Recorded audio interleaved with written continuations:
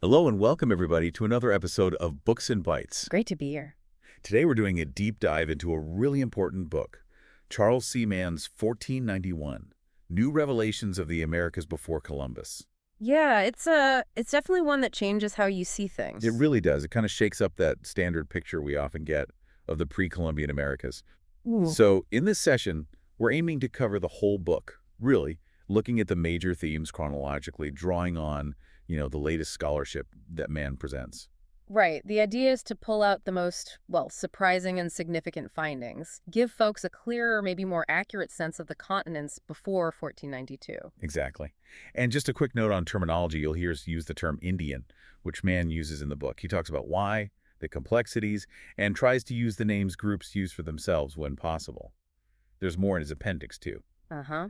It's a tricky issue, nomenclature. It is. But the main thing, the central argument we'll keep coming back to, is how 1491 challenges these long-held ideas about, how many people were here, how complex their societies were, and just how deep their history went before Columbus arrived. Absolutely. If I had to give a quick snapshot, Mann basically argues the Americas were way more crowded than we thought. Right. Packed with people who had really sophisticated farming, big cities, complex societies, and they weren't just living lightly on the land either, they were actively shaping it. So goodbye pristine wilderness idea. Pretty much. That gets dismantled. And he shows how these societies influenced early European colonists in some surprising ways. And then, of course, there's the huge, devastating impact of disease after contact. That's a massive part of the story. Okay, so let's start where Mann kind of starts, with the early inhabitants in these population estimates. Because this is where things get really interesting right away. The newer scholarship suggests, a lot more people. A lot more. For a long time, the, let's say, conventional wisdom, often backed by researchers like Betty Meggers or Dean Snow, suggested pretty low numbers. Their skepticism about higher counts often came down to, where is the hard evidence? Where are the potsherds, the foundations for millions and millions? Meggers was particularly doubtful about places like the Amazon basin supporting huge populations. Right. She pointed to the Beni region, saying there just wasn't the proof. And Snow raised similar points about the lack of solid historical records, suggesting maybe high counts were, politically motivated. Yeah, the idea being maybe inflating the numbers emphasizes the scale of the tragedy later, possibly to discredit European culture, as Snow put it. It gets quite pointed. But then you have the other side, pushing for much, much higher figures. What's their argument based on? Well, researchers like William Denevan, and especially Henry Dobbins, made a strong case. A really key part of it is disease. Dobbins' big theory was that European diseases, smallpox, measles, influenza, you name it, didn't wait for Europeans to arrive in person. They raced ahead. How? Through existing trade routes, social networks, contact between different indigenous groups. So ship lands on the coast, disease breaks out, and it travels inland, potentially wiping out huge numbers of people before any European explorer ever saw those regions. So the first Europeans might have walked into landscapes that were already Yeah. shadows of their former selves. Exactly. Societies already reeling, populations drastically reduced, which would lead explorers and later historians to massively underestimate how many people had been there originally. Mann uses that Cook and Bora estimate for central Mexico, the Aztec Triple Alliance area. What was it, a 97% population drop? Yeah, between roughly 1518 and 1623. 97%. It's almost unimaginable, the sheer scale of death and societal collapse. It really is. And while the specific number might be debated, Oh, absolutely. And Mann is careful to point that out. You have skeptics like David Hennig who argue, quite forcefully, that the historical and archaeological data just isn't robust enough to support these kinds of precise, huge numbers for pre-contact populations. He sees a lot of conjecture. so it's still debated, the exact figures. Definitely. But the key takeaway, I think, is the shift in thinking. We're moving away from this picture of a near-empty continent to one that was actually bustling, dynamic, and heavily populated. And that changes everything about how we understand its history. It certainly does. And if there were millions more people, that directly challenges that old idea of the pristine myth, right? The untouched wilderness. Precisely. Mann really digs into how that myth got started and why it stuck around for so long. Where did it come from, mainly? Well, you had early European observers and later historians like George Bancroft back in the 19th century describing the Americas as this vast, unproductive land inhabited by, his words, feeble barbarians. Yeah. And Samuel Eliot Morison, much later, claimed Indigenous people hadn't really created lasting monuments or institutions. Hugh Trevor Roper famously dismissed pre-Columbian history altogether as basically irrelevant darkness. So it served a purpose, this view, justifying colonization, maybe? You could certainly argue that if the land is empty or unused by people deemed uncivilized, it makes it easier to claim and reshape it. It erases the history that was already there. But Mann just piles up the evidence against this pristine idea, starting with the basics, Yeah. like farming. Absolutely. I mean, take maize, corn. It's everywhere, a staple food globally now. But it can't survive on its own in the wild. Right, it needs humans. Exactly. Yeah. And it was developed over thousands of years in Mesoamerica from this wild grass teosinte, which looks nothing like modern corn. It's an incredible feat of, well, ancient genetic engineering, shows such deep knowledge. And it wasn't just maize. You had the three sister system, maize, beans, squash, working together. A really sustainable and nutritious system. Plus, you have potatoes independently domesticated in the Andes, manioc or cassava in the Amazon. These weren't just hunter-gatherers wandering an untouched landscape. They were sophisticated farmers feeding large populations. And building impressive places, too. Mania talks about the cities, the societies. Yeah, think about Tiwanaku and Wari in the Andes, flourishing well before the Inca. These were huge urban centers. Huge how. Like tens of thousands of people, planned layouts, monumental architecture. Wari even had buildings covered in bright white plaster. These were organized, powerful states. Not just scattered tribes. Not at all. And look at the Maya in Mesoamerica. Their understanding of time, mathematics, astronomy. It's staggering. The long count calendar tracking huge spans of time, their complex writing system, their philosophical traditions with the Telematome. Right, the philosophers and poets. Although they did face decline around 1000 AD, didn't they? Maybe climate change, drought. Seems likely, yeah. But their achievements were incredible. Then further north, you get the Mississippian cultures. Like Cahokia, near modern St. Louis. Exactly. Cahokia was enormous, a massive city dominated by huge earthen mounds. Monk's Mound is bigger at its base than the Great Pyramid of Giza. Wow. It shows incredible social organization, ability to mobilize labor. Though, as Mann notes, they might have pushed their environment too hard. Deforestation seems to have led to serious flooding problems. A cautionary tale, maybe. Perhaps. And even in the Amazon, which was always seen as the ultimate natural, untouched place. Yeah, the assumption was you couldn't support big populations there. Right. But the archaeology says otherwise. Look at Marigot Island at the mouth of the Amazon amazing pottery complex earthworks, or evidence suggesting large settlements like the one near modern Santarém. The Amazon wasn't empty. It was managed, farmed, lived in. So across the board, the evidence points away from pristine and towards populated, complex, and impactful. Definitely impactful. Which brings us to how they actually shaped their environments. It wasn't passive coexistence. Okay, so how are they managing the landscape? You mentioned it wasn't pristine. Well, one of the biggest tools was fire, controlled burning. Setting fires on purpose. Absolutely. Across huge areas, especially in eastern North America, but also in places like the Amazon.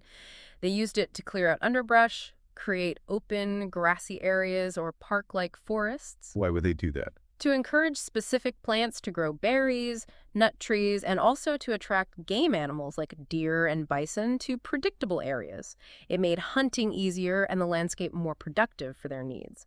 Early Europeans sometimes described forests that looked like English parks, easy to travel through. So not the dense, tangled wilderness we might imagine. Not always, no. It was often actively managed. And in the Amazon, it went even further. You have agroforestry planting useful trees within the forest and the creation of terra preta.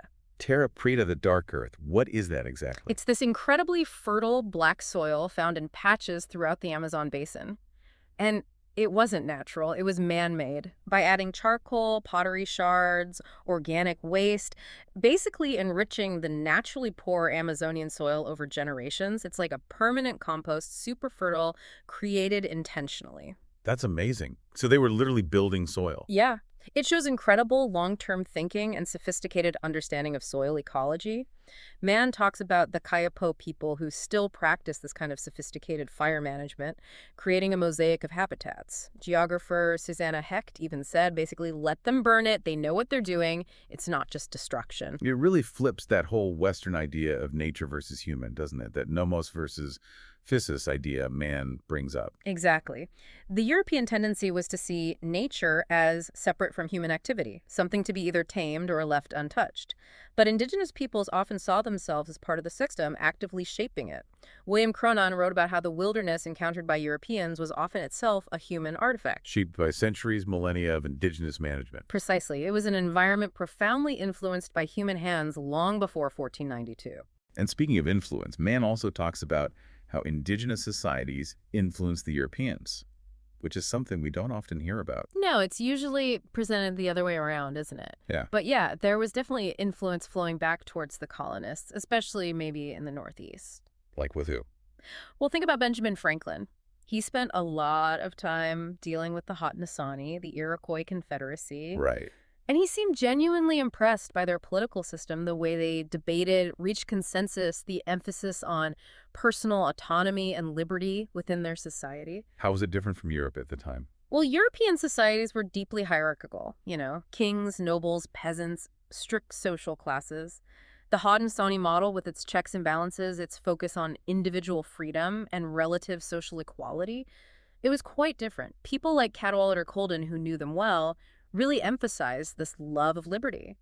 And Mann suggests this might have actually influenced American political thought, like ideas about democracy. It's a really interesting argument. Some historians propose that seeing these functioning societies based on different principles might have planted some seeds for the colonists, thinking about their own independence and forms of government, maybe even influence things like New England town meetings or, later, the structure of the U.S. government. It's debated, of course, but provocative. It really makes you think. But Mann also points out it wasn't all idealized liberty, right? He mentions the Southeast. Yeah, that's a crucial counterpoint. Down south, you had more hierarchical societies like the Creek or Cherokee, who became heavily involved in the deerskin trade and, significantly, the slave trade, capturing other Native Americans and selling them to the colonists. So huge diversity among indigenous societies. Immense diversity. Different political systems, different economies, different ways of interacting with Europeans. It's important not to generalize. But the initial encounters were often, Mann suggests, a kind of intellectual shock, especially for the Europeans. How so? They just weren't prepared for the sheer variety and complexity of what they found.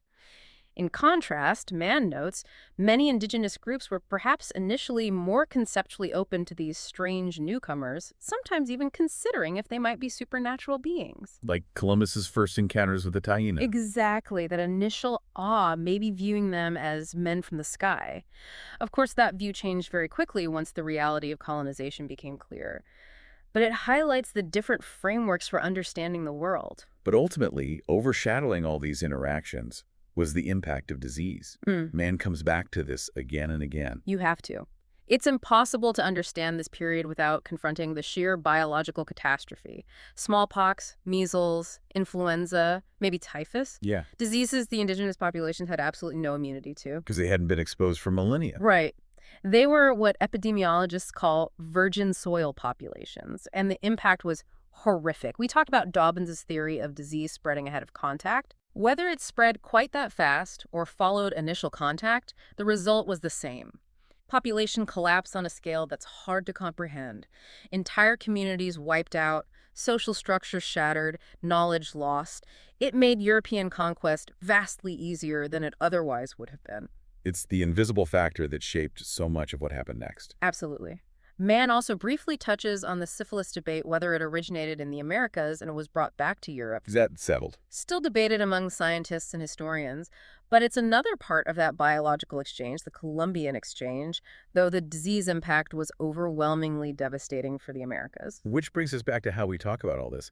Mann finishes by really emphasizing perspective and the words we use. Yeah, the terminology is so loaded. Even Indian or Native American, they're European constructs that lump together hundreds of distinct cultures and peoples. And he criticizes using terms like tribe or chiefdom for what were often large, complex societies, right? Exactly. As archaeologist Alice Beck-Kehoe argued, those terms often carry an implicit bias, suggesting something smaller, less developed than a European kingdom or state. They aren't neutral scientific terms. They carry historical baggage. So man tries to avoid them. He does, consciously, to try and force us to see these societies on their own terms without those implicit comparisons or judgments. It's about recognizing the sheer scale, complexity, and dynamism of the pre-Columbian world. It really wasn't a quiet prelude to European history. It was a world full of history itself. Absolutely. Thousands of years of it. Populous, innovative, complicated. So, wrapping up our deep dive into 1491, what are the big takeaways? Well, first, the Americas before 1492 were far more populated, complex, and ecologically shaped by humans than the old pristine wilderness myth allowed. Right. Millions of people, not just scattered bands. Second, these societies developed incredibly sophisticated agriculture, built large urban centers, had rich intellectual traditions, and diverse political systems. They weren't waiting to be discovered. Third, they actively managed and transformed their environments through fire, farming, agroforestry, creating things like terra preta. Not just passive inhabitants. Definitely not. Fourth, the interaction with Europeans was complex, with influence flowing both ways, though ultimately overshadowed by Disease. The fifth point. The catastrophic impact of Old World diseases was a decisive factor in the demographic collapse and the course of colonization. Yeah. Understanding that scale is crucial. So overall, the book paints a picture of a lost world, one much richer and more complex than most of us were taught. It really does change your perspective. Which leads to a final thought, maybe. How different would our understanding of the Americas today be if this picture, the 1491 picture, was the standard one we all learned? That's a great question. What lessons might we have learned from their ecological knowledge, their diverse ways of organizing society, if we truly grasped the scale and nature of what was here before? Something to think about. We definitely encourage everyone listening to check out Charles C. Mann's 1491 for themselves. Absolutely. And keep exploring this history. There's so much more to uncover. It's a vital part of understanding the world we live in now.